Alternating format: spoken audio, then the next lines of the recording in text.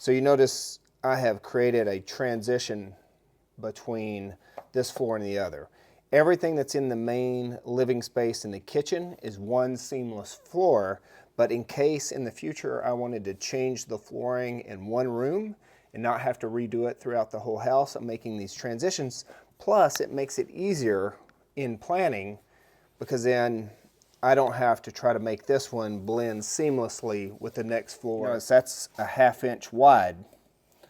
And then I'm going to come in and place this in so that I've got it spaced around most of these where there's a 1/4 inch from the wall, just like I have about a 1/4 inch there. I wouldn't do any more than a 1/4 inch, especially if you're doing these transitional pieces. But a 1/4 inch along the edge to allow for expansion. Plus, if I end up redoing the floor, I can just take this piece off, leave the baseboard, and be able to pull the other board out. Transition, but it'll give you an idea. So I do want some room here for expansion. This can either be anchored down to the floor, so you put anchors in and then bolt that down or screw it down, and then this would go in here. I'm just using it as I move through the house to make sure before I put these in, and that'll snap down in there. And you could even glue that in if you wanted. I wouldn't glue it very much because then it might damage the portion of the floor you want to keep if you're only doing one side. We haven't done the borders yet. So we've done that all the way through the house. This is the only room that we haven't done. We've replaced all the paneling on the wall. We've painted it for the most part. I've got to do another coat on a lot of these, but I wanted to show how I was putting the floor down. Notice this wall here, I still haven't done that on the inside. You can still see where the dogs are rubbing up against it, but this is the house we're flipping. I have taken the border all the way out. Now, if you're not gonna redo the walls, you could tape this directly to the border that's on there. But I'm gonna go through the process of laying this down so you can kind of see how easy it is. You roll it out. I normally use the flooring to hold it down. That's what I've been doing. And a lot of these will have glue or tape. So you single-sided tape that you take off the border, you lay that down and flatten it out. So I'm gonna come in here and sweep before I put that down so I don't have little pieces of dirt trapped between the flooring and the slab. You want to get these opened up and in the space that you're going to use them at least for 48 hours and get them acclimated to the humidity of your house. Now, the reason I have these in is I want to make sure as I put that up, ideally I want this to be able to cover up that as my baseboard because I'm redoing these walls. So I won't put these on until I have the new panels up, because I'm not going to do sheetrock. I'm going to leave the sheetrock where it's at. I'm just going to put a panel over it like I've done through the rest of the house. I'm planning to have this all the way around the house, but let's say I want to change out the floor in here. This would just be nailed on. I can take it out and I'll be able to slide that piece out without ripping off the original baseboard, the one that I want to keep, and I'll be able to get it back into position and redo the floor from there without having to take these off. Ideally, you want at least 8 to 10 inches from the wall. So if I cut this, I've got to make sure each piece is at least longer than ideally 8. Well, best case scenario 10, but sometimes I can go with 8 on these. Some laminate floors allow you to do 6, but I wouldn't advise that. So your wall may not be perfectly straight, and you also want to have spacers in for expansion to provide some room for. When you get these, you're going to have 2, and they kind of slide and they'll kind of snap together so you can kind of change the width based on what you need. I tape them together, and then I take that piece of tape and I'll tape it up to the wall, and that's been working pretty well for me. So I'm going to slide this out. Right now we're just trying to eyeball it and get an idea of where we're going to go and how those are going to fit in. But I want to make sure that there is a space between those and the wall. Now, sometimes these won't fit underneath your sheetrock, and they may go up against it. It's fine, you can still tape them on. Work that one underneath there. But we need enough space for these to expand so we don't get the floor buckling up. All right, let's kind of discuss what the tools we might need here. Let me grab everything.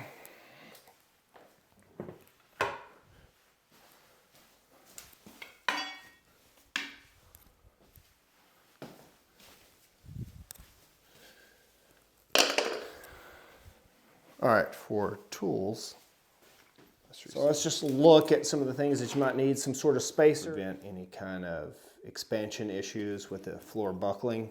Definitely get one of these, because when you get to the end of your floor, and I'll show you how that works, when you can't use this to connect the pieces, you can take this, step on it here, or press on it with your hand and be able to connect the pieces. So that's essential. Don't go without that.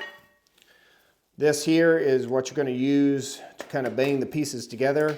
If you buy an all-in-one kit, you might have one small like this, but I like to have one with a handle. It just makes it way easier. So these have like a rubber mallet. Is not as good because it absorbs some shock. One of these is better. These are rubber ends, but they are not as soft. And so you get more concussive force, or more force kind of delivered. I said chalk line or laser. I've used both just to kind of get a rough idea. Like a laser level will work as well, just to make sure those are all in line. I'll normally do the first row and then line it up that way. So I may go ahead and set my chalk line based on where I want it to go. I'll put them all together and then match that leading edge of this flooring up to that line, because it's going to move around as I put these together. It's not going to stay in place. And then when you're pulling up the floor, a crowbar is good, especially to pull up the old flooring. And if you have anything underneath it that needs to be scraped off or smoothed out, this is really good. Self-leveling sealant. So you just cut off the end, put it into a caulking gun, and that any divots that you have in your floor before you lay this laminate flooring down, 2-in-1 under laminate. So it also has moisture barrier protection. So this is really good. I've seen people lay down laminate floor or even wood flooring without it, but ideally you want some sort of soft element underneath, because the concrete will wick moisture and that can mess up your laminate floor. It has the same material in there, that mylar, that kind of reflects the heat back, so it keeps the heat in the room and keeps your floors from getting too cold. And then obviously a measuring tape and some way to cut the laminate moisture barrier. Some sort of box cutter is really good. But I've also seen people take the laminate flooring and cut it. My stuff is too thick. So I bought a device to cut the laminate flooring. I don't keep it in here because it gets too messy, and then that stuff can get up underneath your moisture barrier, and then you would hear cracking, popping. It can even cause the flooring to come apart if it's not nice and flat. So I don't bring it into the house. I do it outside, so it's easier to clean up and I don't have to worry about it getting into or underneath my flooring. And then obviously a measuring tape of some sort, and then some gloves as well. I don't have them on right now, but I will here in just a second. So I think the next thing I'm going to do is run the chalk line. So I'm going to run my chalk line across here. I'm going to keep it nice and tight and pull it tight. And then I'm going to snap down the chalk line. There we go. And that'll keep us fairly straight from where we're at. There we go. So this is another option here, is I can run that. And all I'm doing is just keeping it right on the leading edge of that flooring so that I can see a nice straight line. I'm trying to match that up and see if it went to my chalk line.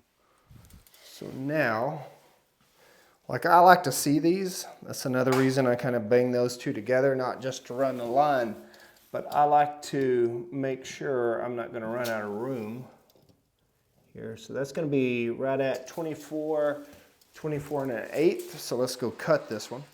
All right, so we know this end here is going to match up based on this longer piece here. That's the direction we're going, is this way. So we're going to flip that over. Just make sure we're on the right side. We're going to bring this out. We're going to go just right at, I gotta make sure measuring tape's in the right spot. We're gonna go 24 inches. Connect, so that part right there is gonna connect into what we've already got on the floor. I'm gonna bring this over because that is gonna cut off about 1/4 of an inch. So that's why I went right on that line so I could still see it. That's a nice tight fit right there. So I'm gonna leave this hanging out just a little bit. Place that there. I'm gonna step right here. There we go. Now, this right here was offset a little bit because I wanted to kind of press it in. You see this gap here? We want these right up against each other a little bit more. There we go. Yeah, so I can keep this edge flat up against here and make sure there's no gap. Good. All right, so I got that first line in. You don't want to put pieces exactly the same length right next to each other, ideally at least about 6 inches different. You don't want like an H pattern. Like I wouldn't want to do 48, 24, 48, 24, 48 because it'll come apart. It's more like, and you don't want to do something at a perfect diagonal. So you want to break up the pieces. So like if I do 48, I'll do 24 here. I might do a 12, but the next one might be 36. And then I might do a 16, something like that. So I want to break up the pattern, take that in, and then you can just snap it down. I got to move it closer to the wall right here. Bring it in. This is going to be our first piece of the line. You notice there's no gap there. I see a little bit of one, but sometimes you can get these match up perfectly and just lay down. Now the next piece I can start it there, but I wouldn't connect it directly to this. I'd leave a little bit of space so I could hammer it down. Spacers up here against this wall and run these, and then we'll have more spacers going down through there along that wall, but we don't need any spacers on that end because we're going to be banging the slats back this way. So I'm going to put this in. Maybe easier to slide this down, but I'm going to leave about 1/8 of an inch to 1/4 inch gap right here. I just want those to overlap, but I'm going to have to bang this one down to that point. But I got to get these hooked in first. Make sure my spacers are good. I may move that spacer around right there and see if that gives us what we need. And I want to see that gap close, but I see a little bit of a gap here, but I think I can fix that without having to raise it back. Leverage. Yeah, so we're flush now. Step here. I'm going to have to come down here to this end and bang that in.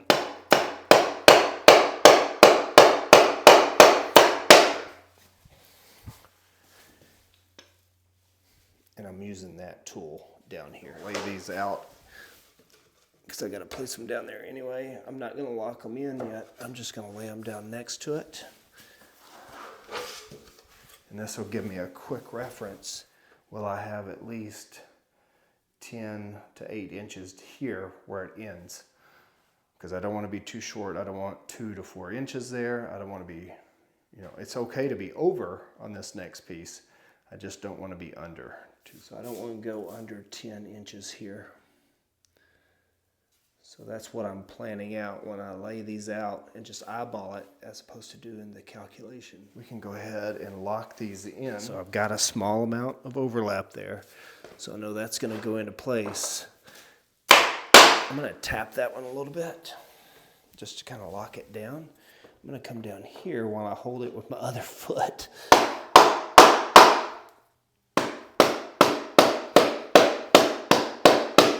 And now it's starting to insert, so I can go ahead and hammer. All right, so we've got about just a millimeter left.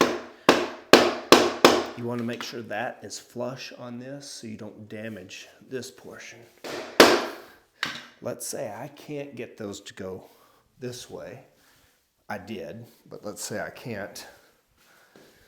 But they're connected, but they're not connected well. I could take this from this end on that shorter piece and bring it to the longer piece as opposed to going the other way around. All right, so let's get a little close up of this.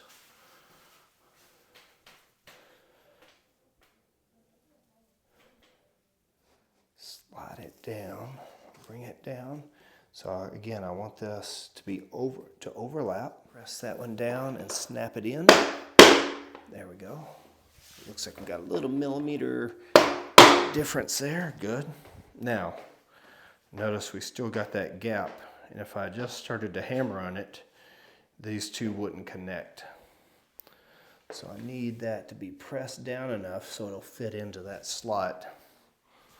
And if you don't have anybody to help you, you can still do it. You could put a weight on it if you're not flexible enough. And then that locks it in. So all I'm doing, and I'll bring it down here so you can see, that this tool is on this ledge and on that ledge, not touching the floor, but right up against that. And keep it level, and then you would hammer it in. But sometimes you get into a situation like this where you can't pull it back enough. There's not enough space to hammer.